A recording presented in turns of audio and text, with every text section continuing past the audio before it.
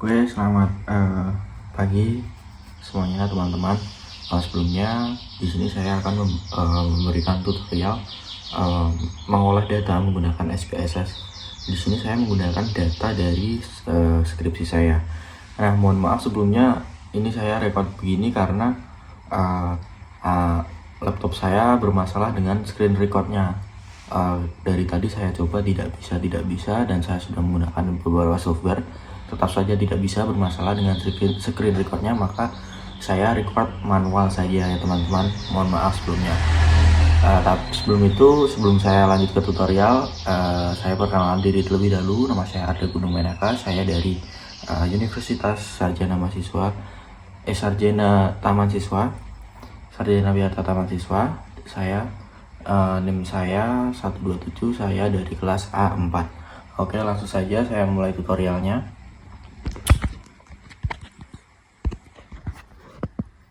Oke teman-teman, sebelum itu kalian masuk ke sini SPSS, tapi sebelum itu kalian siapkan dulu data kalian. Nah, di sini ini ada data saya.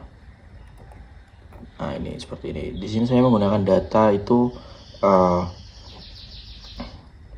digital financial literacy. Variabel saya ada digital financial literacy, ada financial self efficacy, dan juga ada financial experience, dan juga ada variabel J-nya itu minat. Nah, di sini saya menggunakan 3X 1Y. Oke, langsung saja kalian import datanya ke SPSS. Bisa kalian blok begini dengan menggunakan Ctrl A. Langsung kalian pastekan saja ke sini, atau bisa kalian open saja filenya dari sini menggunakan gini, data ke file, open data, terus kalian ketik aja jenis filenya. File kita itu misal ini kan dari Excel, kita cari kliknya ya Excel XLS ini, langsung kita cari saja. Nah, di sini ada data saya, ini data skripsi saya, tinggal kalian open saja. Karena saya sudah membuka file saya, maka saya close saja. Oke, yang pertama langsung saja kita cari, kita uji validitas data dari data saya.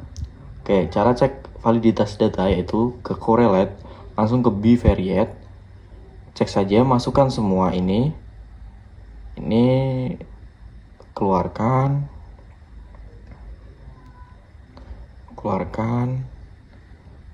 satu-satu. Ini sebenarnya bisa langsung diblok semua, kalau udah Ctrl A langsung keluarkan, tapi karena tangan saya untuk merecord, jadi saya harus manual satu-satu. Kita masukkan DFL 1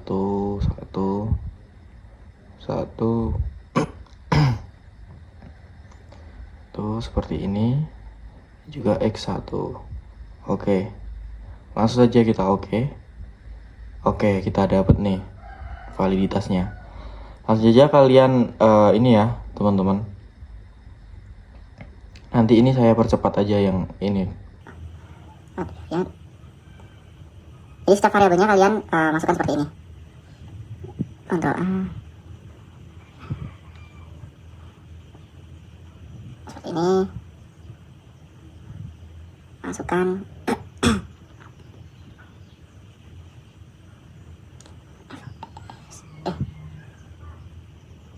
FSE. Kan sebenarnya ini langsung bisa kalian ini tekan shift aja, langsung kalian klik paling bawah yang ingin kalian input ke sini ke variables, nanti bisa masuk semua. Jangan lupa X2 nya harus masukkan X2. Oke, langsung saja. Nah, ini sudah kita dapat semuanya, nanti saya percepat saja.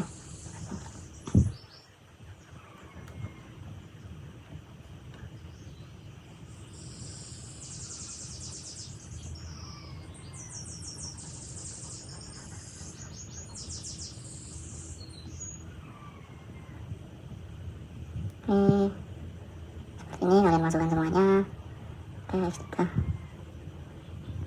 kita masukkan langsung saja. Oke, dapat semua kita validitasnya. Cek lagi ke sini,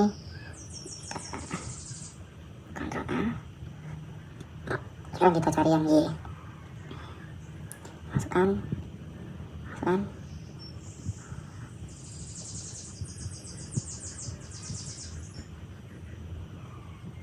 Oke, selanjutnya. Nah, ini semua kita udah dapat validitasnya. Di sini data saya itu menunjukkan valid semua ya teman-teman, karena di sini angka dari ini saya nilai terakhir ini itu menunjukkan lebih dari 0,166, di mana 0,166 itu adalah airtable dari ini. Nah, jika kalian airtable dari 100 responden, karena saya menggunakan data saya ini jumlahnya 100 responden dengan skala Likert. Oke. Jadi airtable itu bisa kalian cek di Google. Nah, ini sudah saya siapkan seperti ini.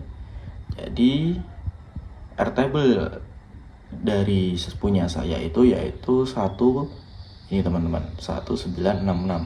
Nah, kenapa kok di sini 98? Karena rumusnya yaitu karena di sini tertulis di Fn-2, di mana n itu adalah jumlah responden dan dikurangi 2. Jika responden saya 100 dikurangi 2, maka jumlahnya 98. Nah, dan tingkat signifikansi yang saya pakai untuk uji data ini yaitu 0,05. Jadi maka di sini terdapat 0,1966. Nah, maka dari itu bisa dikatakan data saya ya ini semua itu valid karena ini semua melebihi dari 0,166. Hal ini juga didukung di sini juga di SPSS juga sudah difasilitasi dengan tanda bintang 2 atau bintang 1, itu juga bisa dikatakan valid. Apabila nilai terakhir sini itu bintang 2, maka bisa dikatakan data kita itu valid dan bisa langsung ke uji reliable. Nah, sekarang kita uji reliabilitasnya. Nah, uji reliable itu kita masuk ke scale. Pertama analyze sini atas sini, masuk ke scale, reliability analyze. Nah, ini kita masukkan semuanya. Sama kayak mencari uji validitas tadi, tapi bedanya di sini yang ini X1-nya itu tidak dimasukkan. Ini nanti saya percepat lagi. Ya, wah, ini terlalu repot ya teman-teman saya. Tidak seperti tutorial teman-teman lainnya. Kita cek. Oke, dapat ini Chrome Batch Alpha-nya kita dapat 0,857. Oke, langsung saja ini kita cek ke scale reliability. Ini kita keluarkan dulu, kita cari variabel 2 saya, tingkat angka Chrome Batch Alpha dari variabel 2 saya. Astagfirullah, harus manual satu-satu. Ini layar saya udah kedip-kedip teman. Jadi ada masalah dari laptop saya yang tadi saya coba tidak bisa screen record. Oke, untuk variabel 2 udah dapat. Variabel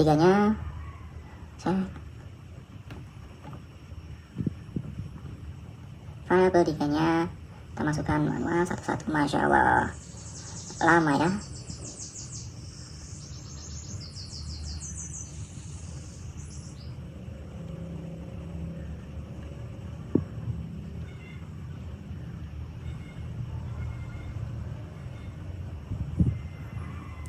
Oke, variabel 3-nya udah dapat. Sekarang kita cek variabel Y-nya. Mohon maaf ya teman-teman apabila kurang nyaman dalam menonton, karena ya mau bagaimana lagi, ini masalahnya bukan dari saya ya teman-teman, tapi dari laptop saya. Oke, udah dapat. Nah, jadi di sini saya akan bahas di sini kita dapat nilai Chrome Batch Alpha saya, yaitu untuk variabel pertama yaitu 857, variabel kedua 0,796, variabel ketiga saya Chrome Batch Alpha-nya 955, 0,955, dan untuk yang terakhir 0,755. Nah, data kita bisa dikatakan reliable apabila nilai Chrome Batch Alpha kita itu melebihi dari airtable, dimana airtable-nya itu tadi 0,1966 atau melebihi. Bentar, saya lihat skripsi saya terlebih dahulu.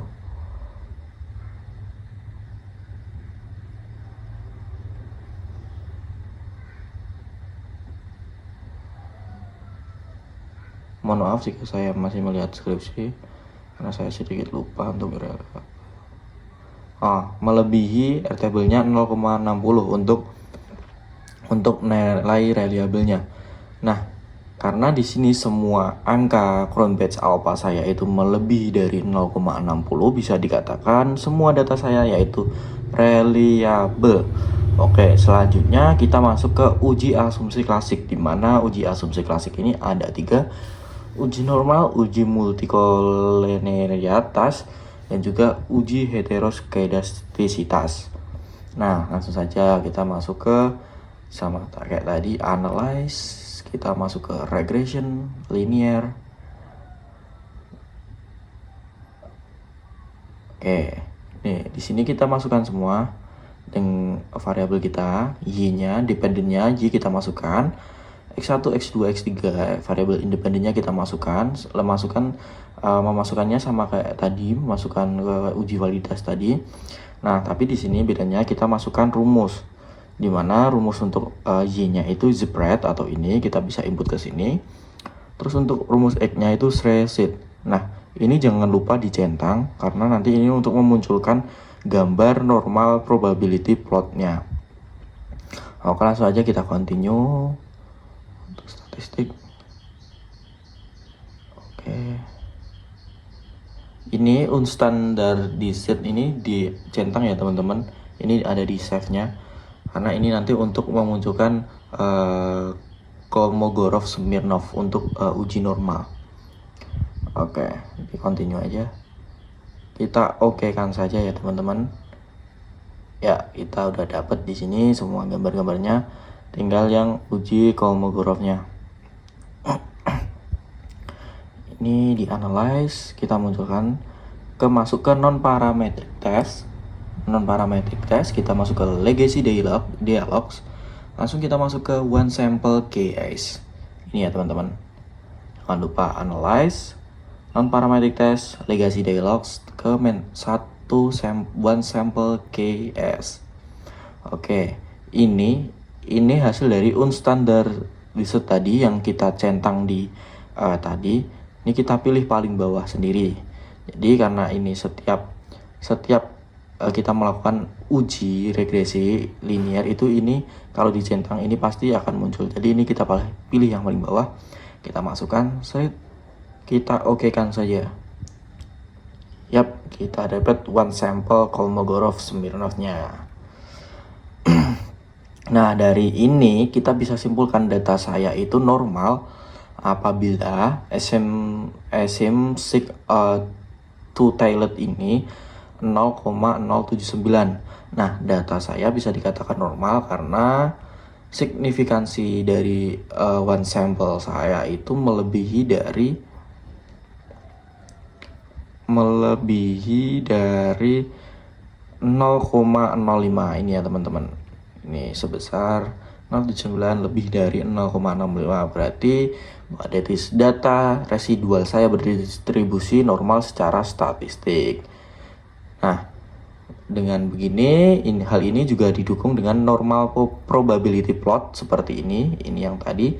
Jadi semakin titik-titik ini semakin sejajar dengan garis, maka semakin normal data kita.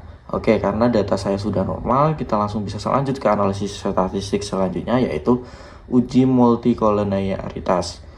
Untuk uji multinya, kita bisa cek di sini, teman-teman.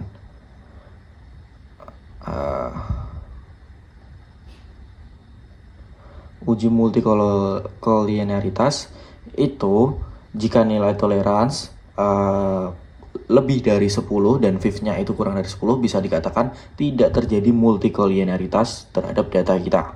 Nah, di sini kita ceknya di koefisien. Langsung kita lihat saja di terakhir ini, teman-teman. Nah, di sini data saya nilai toleransinya di sini tidak ada yang di bawah dari 0,10, dan nilai fifth-nya ini semua itu tidak boleh lebih dari 10. Misal pun lebih dari 10, ini harus tidak boleh 11. Misal pun 10,5, 10,8 itu dapat digunakan datanya, karena kemungkinan besar untuk 10, itu masih dapat ditoleransi angkanya, seperti itu teman-teman. Nah, di sini nilai fifth saya 10,5an. Jadi bisa dikatakan data saya itu tidak terjadi multikoleneritas dan dapat melanjutkan uji selanjutnya. Nah, uji selanjutnya yaitu uji heteroskedastisitas. Nah, uji heteroskedastisitas ini kita bisa cek di gambar ini teman-teman. Gambar ini. Apabila titik-titik ini menyebar, titik-titik ini menyebar dan tidak menumpuk di satu tempat atau satu wilayah seperti ini.